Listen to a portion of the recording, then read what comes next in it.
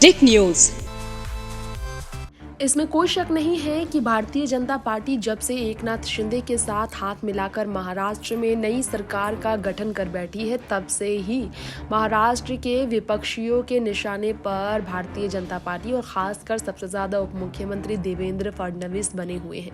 नमस्कार, आप देख रहे हैं टिक न्यूज और मैं आप सबके साथ इस वक्त तृप्ति लेकर आई हूँ आपके लिए ये बड़ी अपडेट महाराष्ट्र की राजनीति से जुड़ी हुई। महाराष्ट्र में जिस तरह से वेदांता और फॉक्सकॉन नाम के दो प्रोजेक्ट को लेकर राजनीति सबसे ज्यादा इस वक्त गरमाई हुई है, उसी की बात करेंगे हम, जिसे लेकर शिवसेना की ओर से आदित्य ठाकरे के बाद सबसे ज्यादा प्रियंका चतुर्वेदी जो है बढ़ चढ़कर बीजेपी के खिलाफ हंगामा करती नजर आई। तो प्रियंका चतुर्वेदी ने एक बार फिर से एकनाथ शिंदे और देवेंद्र फडणवीस को खासकर घेरा है, बीजेपी को घेरा है, क्योंकि बीजेपी की ओर से खुद प्रधानमंत्री नरेंद्र मोदी और गृह मंत्री अमित शाह ने वायदे किए हैं एकनाथ शिंदे और डिप्टी सीएम देवेंद्र फडणवीस से फोन पर बात कर उन्होंने इससे भी बड़े प्रोजेक्ट महाराष्ट्र को दिलाने का आश्वासन दिया है। लेकिन प्रियंका चतुर्वेदी इससे पूरी तरह से खुश नहीं बल्कि और निराश नजर आई।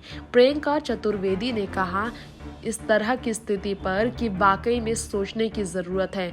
यहाँ पर आप सबको बताना चाहेंगे कि गुजरात के विधानसभा चुनाव को लेकर बात करती हुई नजर आई प्रियंका चतुर्वेदी और उन्होंने कहा कि महाराष्ट्र की जनता के साथ धोखा किया है बीजेपी और शिंदे की सरकार ने। अपनी ही पार्टी के खिलाफ ये चले गए, अपने ही राज्य के खिलाफ ये सब चले गए। 15 जुलाई 2022 को एचपीसी मीटिंग कंडक्ट की गई थी सेमीकंडक्टर प्रोजेक्ट को लेकर। आदित्य ठाकरे ने कहा था, जिसकी याद प्रियंका चतुर्वेदी ने देवेंद्र फडणवीस और एकनाथ शिंदे को दिलाई। प्रियंका चतुर्वेदी ने कहा हर तरह के पॉसिबल इंसेंटिव्स के ऑफर मिले थे और इसे लेकर फाइनल स्टेज पर लाया गया था।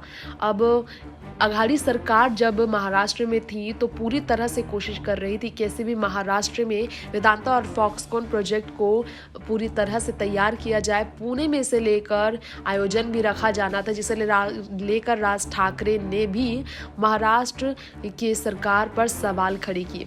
अब प्रियंका चतुर्वेदी ने कहा शर्म आनी चाहिए इंडस्ट्रियलिस्ट को, जो कि इस वक्त केंद्र सरकार को प्रोटेक्ट कर रहे हैं, उनके अलग अलग व्यवहार को लेकर। गुजरात में चुनाव होने वाला है विधानसभा और इससे पहले गुजरात को ये दोनों ही प्रोजेक्ट दे दिए गए, वेदांता और फॉक्सकॉन, जो कि महाराष्ट्र के थे, जिसके लिए अघाड़ी सरकार ने कितने प्रयास किए थे और इस वक्त चुनावी प्रचार का एक कारण बनाना चाहते हैं दोनों प्रोजेक्ट को, इसलिए गुजरात में उसे भेज दिया गया। इलेक्शन के लिए इन्वेस्टमेंट बनाकर उसे भेजा गया, जिसमें 1,58,000 करोड़ के खर्च लगे। प्रियंका चतुर्वेदी ने यह भी कहा कि सोचने वाली बात तो ये है कि गवर्नमेंट ऐसा कर बैठी, वही महाराष्ट्र की सरकार ने महाराष्ट्र की जनता के साथ धोखा किया है, जिस पर देवेंद्र फडणवीस ने ओपोजिशन पर हमला भी बोला। ये सब सुनने के बाद ये भी कहा है कि वाकई में सोचने वाली बात है कि आखिर वो क्या करेंगे।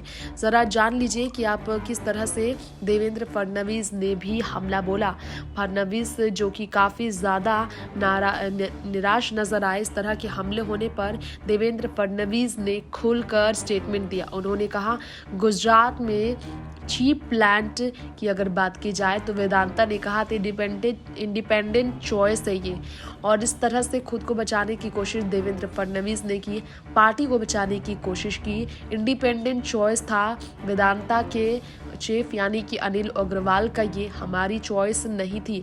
ओपोजिशन पर यह हमला देवेंद्र फडणवीस ने बोला, लेकिन प्रियंका चतुर्वेदी नहीं मानी। अनिल अग्रवाल पर भी वो निशाने साधते नजर आई। टिक न्यूज से तृप्ति की रिपोर्ट।